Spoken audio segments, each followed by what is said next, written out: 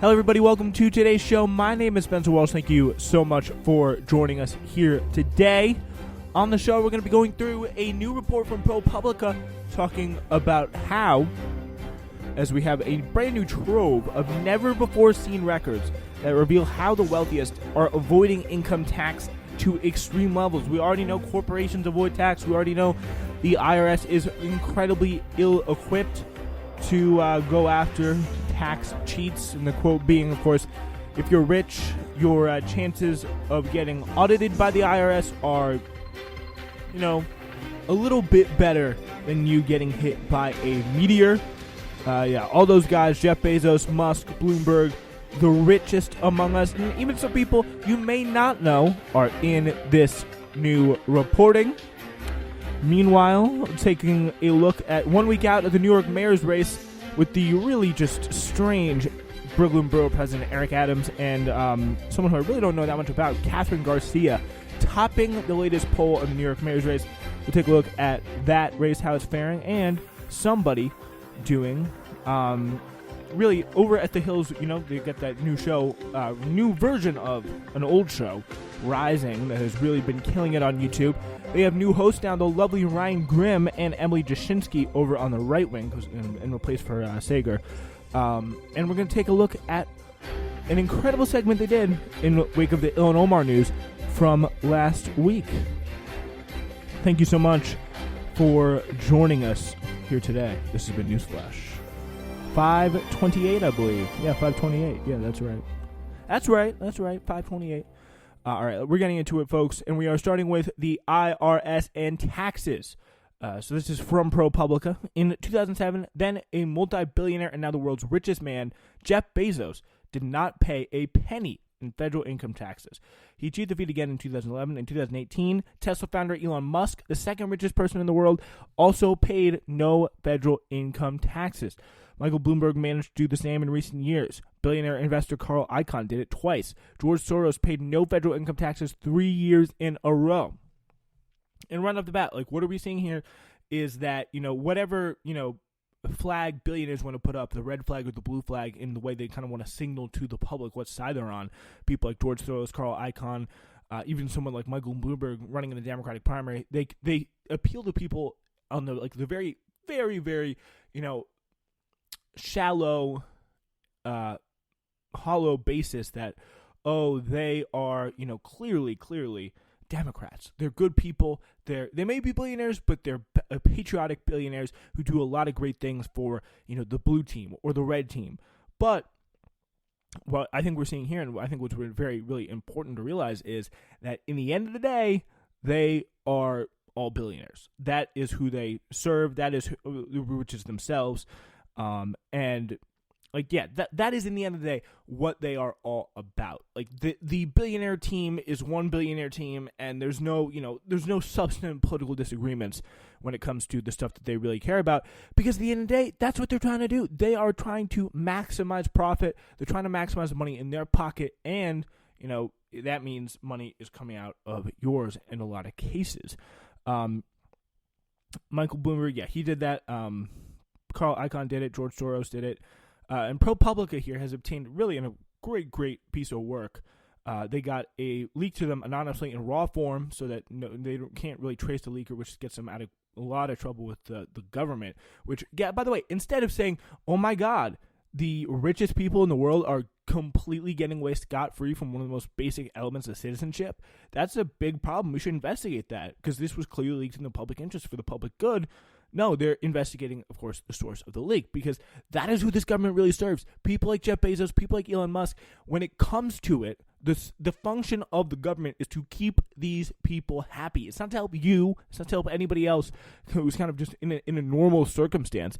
But if people like this are being embarrassed, then that is something that will really wake the government up. I don't care if it's Joe Biden. I don't care if it's Donald Trump.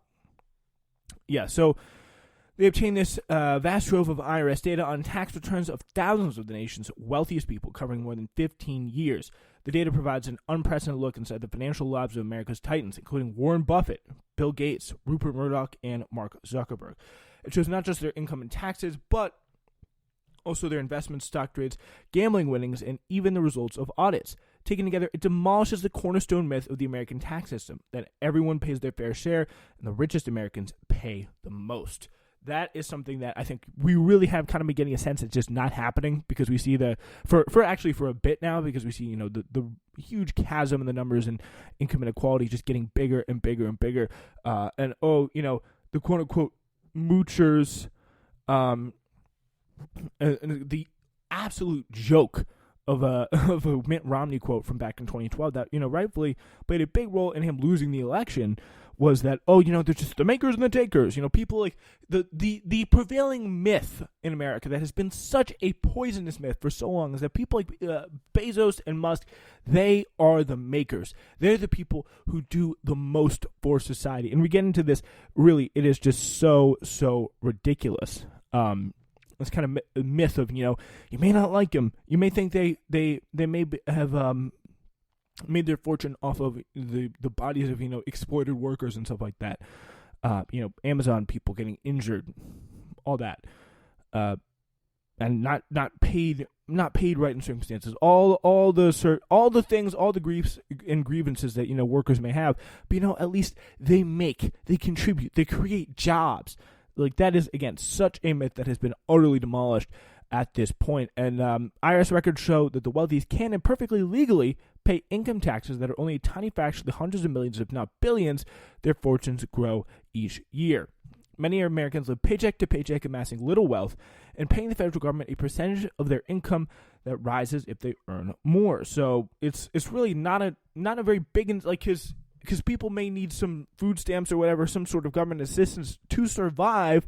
If they get a better job, they won't be able to put food on their head, because they will not be able to pay for food or pay for whatever they need, make ends meet without the help of the government assistance. Because it just still won't be enough. It still won't be enough. So they don't have that incentive to improve themselves, which goes against another kind of core individual conservative myth. Which is, I think, really why this story is so fascinating, because it really demolishes the kind of economic conservatism that has underpinned so much of our political debate for so long. In recent years, the median American household earned about $70,000 annually, and paid 14% in federal taxes. The highest income tax, 37%, kicked in this year for couples on earnings above $628,300. The confidential tax records obtained by ProPublica showed that the ultra-rich effectively sidestepped this system. America's billionaires availed themselves of tax avoidance strategies beyond the reach of ordinary people. Their wealth derives from skyrocketing values of their assets like stock and property, which is really fascinating. The fact that property values all across the country are going up through completely artificial means, making it really impossible to imagine that the core tenet of the American dream, which is home ownership, however many years down the road, if I'm able to, am I going to be able to go into one of these new, built to rent suburbs and never be able to buy a house? It's certainly a big possibility. That's going to be very, very hard to reverse, once things get to this certain point. These gains are not defined by U.S. laws as taxable income unless and until the billionaires sell these properties. So that is a certain loophole, or not loophole, but I guess it is loophole, but it is a thing in our tax law that's put in there, and it's not like, oh yeah, they're breaking the law, Bezos, Musk, whatever. No, they helped, they paid the people that write the law, so of course it favors them. That is how the system works. That's how the buttons are pushed to capture the financial reality of the richest Americans. ProPublica undertook an analysis that it had never been done before. We compared how much in taxes the 25 richest Americans paid each year to how much Forbes estimated their wealth grew in that same time period. We're going to call this the true tax rate. The results are stark.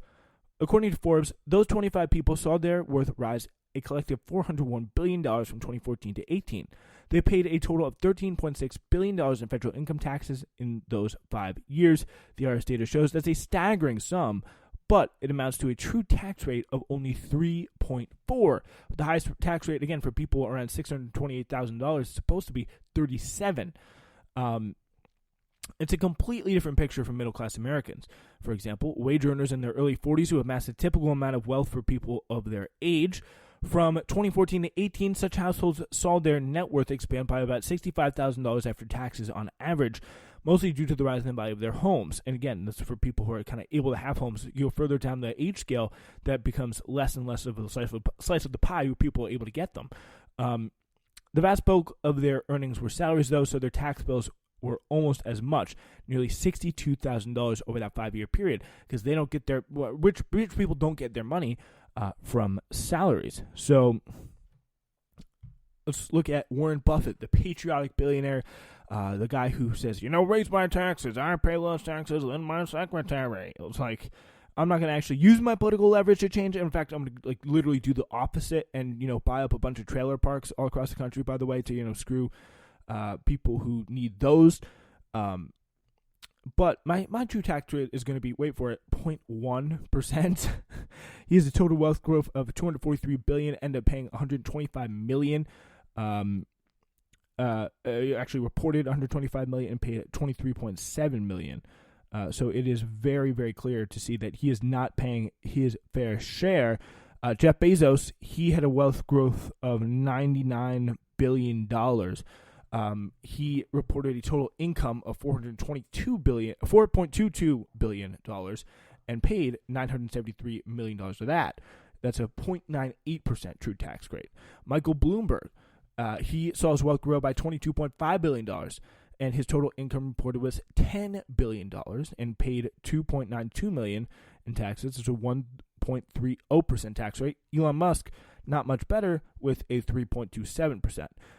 Not one among the 25 wealthiest avoided as much tax as Buffett. Again, the grandfatherly centibillionaire.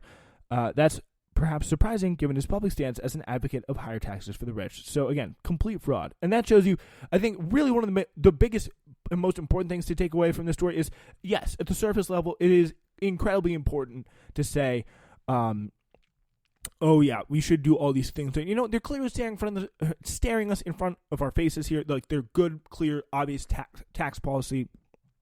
Close all these loopholes, and make sure fund the IRS better. Audit these billionaires and actually get all this clearly this tax revenue that has been completely escaping us. And it really has been clear to see. $23.7 million in taxes for Buffett. Just insane.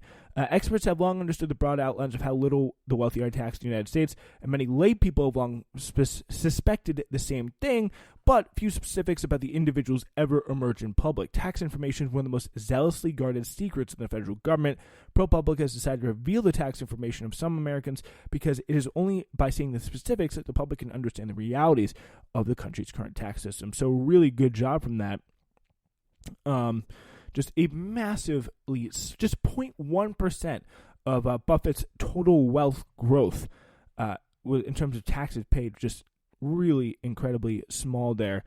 You can go to search up the secret IRS files, ProPublica, if you want to get the full information there. But what I think this tells you, of course, there's a billion changes in tax policy that need to happen. But I think really what this story reveals for me, I think should reveal for a lot more people, is the reality of this situation, which is that all billionaires are the same. You could have someone like Warren Buffett out there on TV trying to be the good guy and, the patriotic billionaire, the person who you can say, oh, well, I'm proud that we have billionaires like him representing our country. He's a good one. He knows his position and he wants change. But he is avoiding more taxes than anybody while coming out there and saying the same thing. Because at the end of the day, billionaires stick together. They have class solidarity unlike anybody else in our society today. And that is, I think, a pretty big problem. Pretty big problem. And that is something that very few Americans actually realize, is how they are all, they may pretend, like there's a big fundamental difference between someone like Buffett and Bezos or someone like Sheldon Adelson who just funds Israel and the Republicans all day long, but they are all in the end friends and fighting for the same thing. All right, let's talk about the New York City mayor's race next.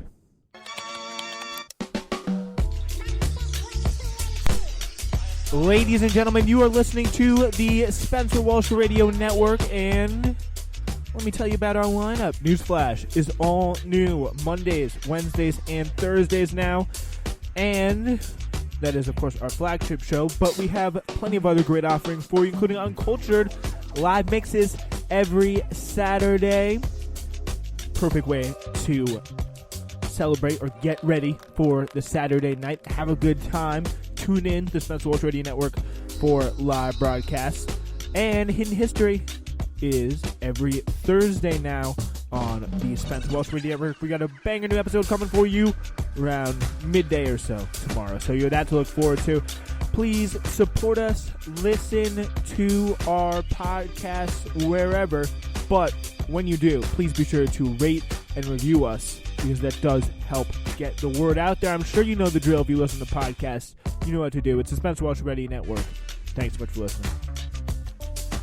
All right, let's take a look at what is going on here in our New York City mayor's race. It's a pretty big and interesting test here for the kind of the state of the Democratic Party, state of the left as a whole, and a interesting bellwether about where we stand in kind of one of the biggest really socialist hotspots in this country, because what we do have in New York City is a very strong base of people in the state senate and the city council that are really socialist, kind of, leftist, progressive people, DSA centric, whatever you want to call them, who've been leading the charge in a very aggressive campaign against Andrew Cuomo and really getting some of the things that should have happened a long time ago done in New York City finally. There is really, the New York City mayor's race has been pretty disappointing.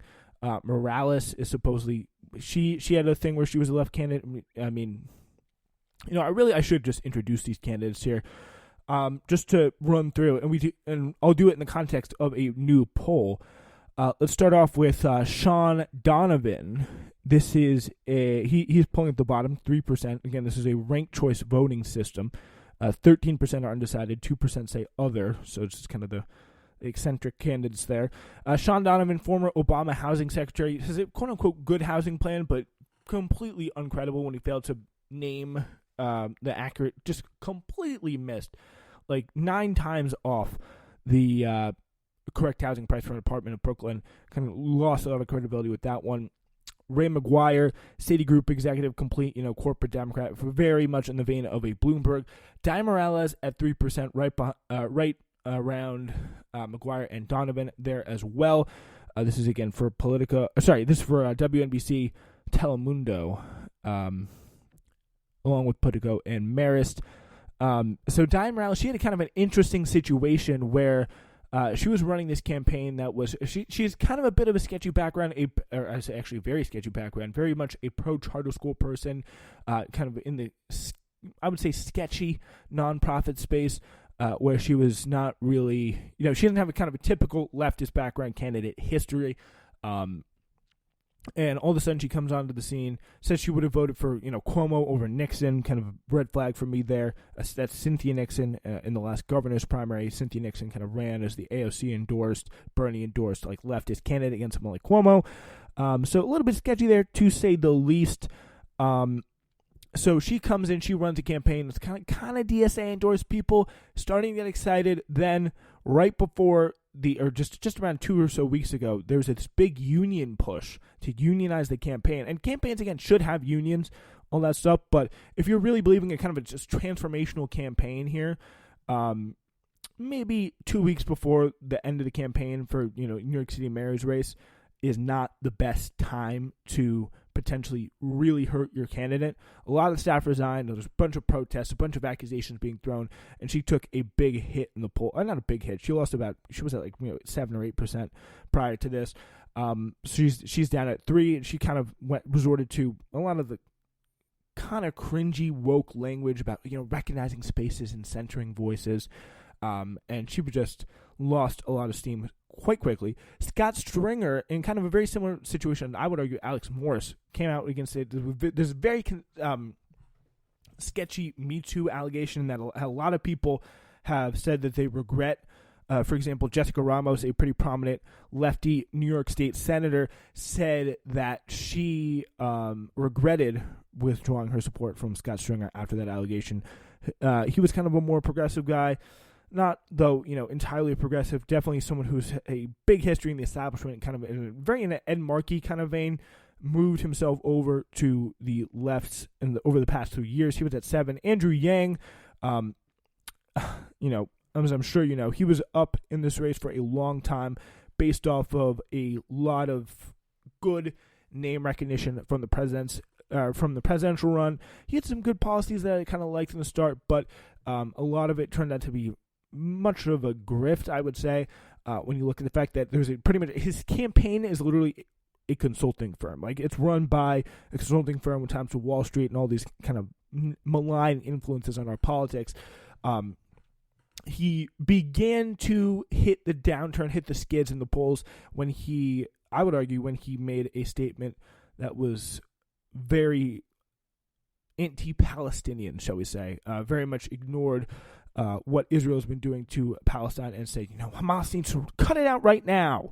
Israel, everything you're doing, completely fine. Didn't even really mention it at the time. But something I can say in Yang's favor, he's just one of the most, probably the only politician in this race that I would argue is kind of more of a, relatable guy, or just actually conducts himself like a semi-normal human being. And a lot of this stuff that I saw although I would never really rank him anywhere near the top, because just of his policies and his view in the world, which does not align with mine. I definitely think he's a more normal human being than a lot of people in this race.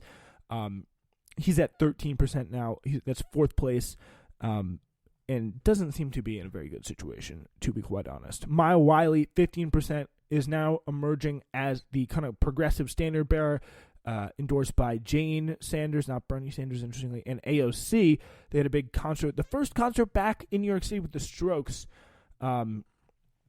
She's definitely grabbed up a lot of the energy as the most left-wing person. I don't think she's particularly that left-wing, but I think she would be the most responsive to pressure put on by, city forces like NYC DSA, and other, left-wing forces to do what's right by the city. She would be the most responsive to them. And I think in a kind of more local context, they could have do that, because there's a lot of power that they could wield in this kind of like left-wing city where there's a lot of interesting things coming up in the polls. So Catherine Garcia, former sanitation commissioner, Maya Wiley, she's at 15% in 3rd place. In 2nd place is Catherine Garcia. She rode a wave of getting support from Scott Stringer after his sexual harassment allegations, or actually was harassment or assault, I don't quite remember. Catherine Garcia, she's at 17%. She got a New York Times endorsement, and that really helped her as well. Eric Adams, former pretty popular Brooklyn borough president, great ties to the police department, the police force, has really sketchy ties to like New Jersey or something. He's leading at 24%. So former sanitation commissioner Catherine Garcia, the candidate who lasted until the final round, loses to Adams by 12 points. Marist College found employing 876 likely primary voters from June 3rd to 9th, and Marist questioned respondents in English and Spanish on cell phones and landlines. Maya Wiley, an attorney for Mayor Bill de Blasio before becoming an MSNBC legal analyst, begins the race with 70% in the first round and loses with 27% in the 11th ranking, the poll found. Wiley's campaign got a boost when the campaigns of other two progressive candidates, Scott Stringer and Dianne Morales, faltered, and she picked up their left-leaning endorsers. She also received her most high-profile backing from AOC on June 5th, so pollsters had 4 days to test its impact. So that was factored into this poll. Garcia, however, appears to have been the biggest beneficiary of votes defecting from the Stringer campaign. The comptroller won only 7% of Manhattan, the vote-rich borough where he lives and grew up as a politician, to her 28%. Former presidential candidate Andrew Yang, who led nearly every poll for months after jumping in the race in January, ends in 4th place at 19% after 10 rounds of ranked choice tabulations. Yang had been running a campaign as an outsider with fresh ideas, but Monday's poll found voters wanted a candidate with government experience by a 64-24 margin. No one else in the 8-weight field breaks double digits. I think really what the left should be looking for in this case is pretty much who is the best person who they can target their activism to. I think focusing on that is going to be the most productive waste of time. Not trying to find the perfect candidate, but the most responsive candidate, the most politically, unsupported candidate, so that the left wing of the Democratic Party and New York City politics in general can kind of swoop in and be that support, I think, to great effect. All right. We'll keep an eye on that for you. Keep an eye on that story for you in the very near future. But do have this delicious clip from the new Rising with a pretty fascinating debate. This is Ryan Grimm and Emily Jashinsky. I do not know. I should actually be fair to Emily Jashinsky. She is a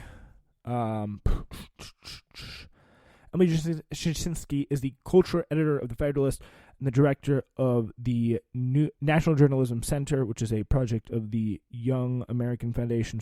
Ben Shapiro always works with, and visiting fellow at the Independent Women's Forum. All right, so there you go. She is talking to Ryan Grimm on the new Rising because Crystal and Sagar went over to Independence, so good for them. But this is a very interesting segment here. They're obviously talking about Ilhan Omar and what she said, her comments that we talked about on the last show, and whether they're justified, and kind of the broader role of the United States in world history. Of course. I mean, the right on this wants to have it both ways. They want to go around when they can trigger the left and say all lives matter. But then when it comes to victims of U.S. imperialism, of whom there are probably tens of millions in the second half of the 20th century, all of a sudden lives are different. Some lives matter. If you were taken by an enemy, if you're a life that was taken by an enemy of the United States, if you fell at the hands of communists or terrorists, then your life mattered. If you are an Indonesian member of the Communist Party there, and you're one of the 500,000 to 1 million people annihilated in that genocide, that U.S.-backed genocide. Again, this is stuff that, it completely happened. It is public knowledge. It's a great book, The Jakarta Method, by Vincent Bevins, talks a lot about it, but nobody knows about it. Nobody gives it the time of day. What the United States did to communists, or not even just communists, to left-wing forces, trade union forces in Indonesia, absolutely just destroying them from limb to really violently. It has been incredibly fascinating to watch, to find this stuff out over recent years, and which, by the way, I think learning this other side, this dark side of U.S. history is so important, because it puts our country, I think, in the proper context, which, again, is another plug for Hidden History. This Thursday, we have a new episode coming out. Wink, wink, wink. This kind of stuff, nobody knows it. It's, I guarantee, if you asked a person up in the street if they knew what the United States did in, I believe the 70s it was, in Indonesia, 1 out of 1,000 would be able to tell you. But it is true, it's happened, and it's really critical, I think. Then your life doesn't matter. I don't understand, maybe you can help explain it to me, how it is anti-Semitic to talk about American history in an accurate way. Well, I don't think this comment is particularly anti-Semitic. They're coming after her. I'm not. According to John Bresnahan with Punch Bowl. Even Democrats. I know she's in Emily Jashinsky's in a kind of an awkward situation here, but I mean, yeah, she's with the laugh. She's like, well, it seems a little uncomfortable, but it's tough, and I grant her that. But this, again, someone who's not a neoconservative. She comes in the mold of Sagar and Jetty, kind of associated with Sagar and Jetty. They're kind of friends, I believe, so they have similar ideologies, and so you can argue he's a little bit critical, not a complete neoconservative, skeptical of the Iraq War, skeptical of American power and stuff like that, to a very small degree, but even still, it's the indoctrination in this country is so strong.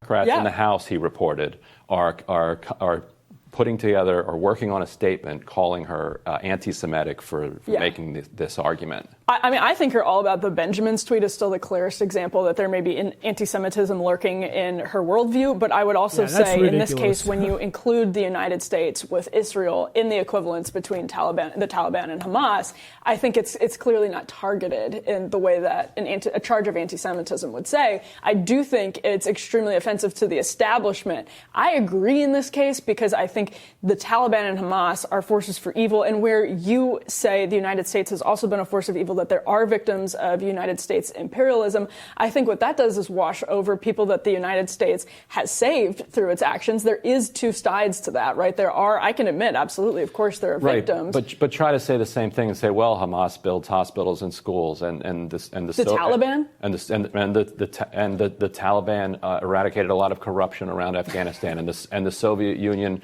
raised living standards throughout. Exactly, and this is such a great point here by Ryan Graham because it perfectly encapsulates the selective perspective people can have on this. Because you can be looking from one side, you can see every good thing that you're told that United States and their friends do. That is something you can see perfectly and see that contrast in full, and only the bad sides of the enemies of the United States. And it really creates a pretty, black and white worldview. But really, you can just as easily flip that debate on its head.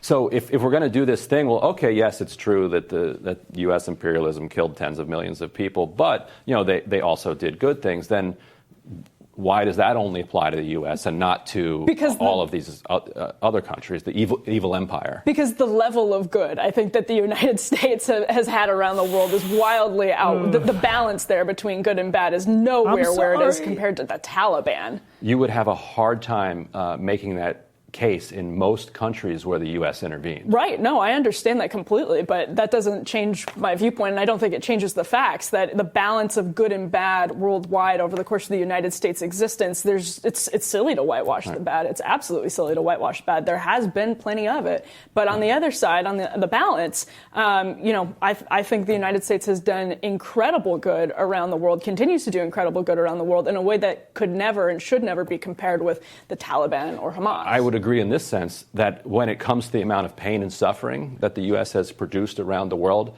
the Taliban, Hamas, and Israel are pikers compared to what the U.S. has been able to accomplish just in, say, Argentina or just in Indonesia or just in Vietnam. The time span is a little bit, unfair to the U.S. Hamas and Israel, they have a lot more, if they're around for 70, 80 more years, then maybe they can get close. But the time span's a little tough there. Ryan's right. Just in Congo, or you could throw a dart anywhere at the global map, and you can probably find, at some point throughout the 20th century, the U.S. intervening to undermine, some type of social democratic effort and backing the most vicious right-wing elements. And the irony of them calling this anti-Semitism when the U.S. very consciously and explicitly out of World War II allied itself with former Nazis. Literally our last Hidden History episode. Go check it out. Was literally our last Hidden History episode. The rat line. With getting Nazis out of Germany and into these death squads that were run by the United States and deployed in an anti-communist fashion against the Soviet Union and against leftist elements in South America. But who ended the Holocaust? I mean, what country? The Soviet Union, actually. Okay, but I mean, the Soviet Union did that. No, we walked in after the Russians had suffered 20+ million casualties and marched into Germany. Sure, but without the United because we didn't want the Soviet Union to take it. We didn't want the Soviet Union to take it for their evil communist goals. The Soviet Union was well on their way working down from the east. It's just a fact. Sorry, it's true.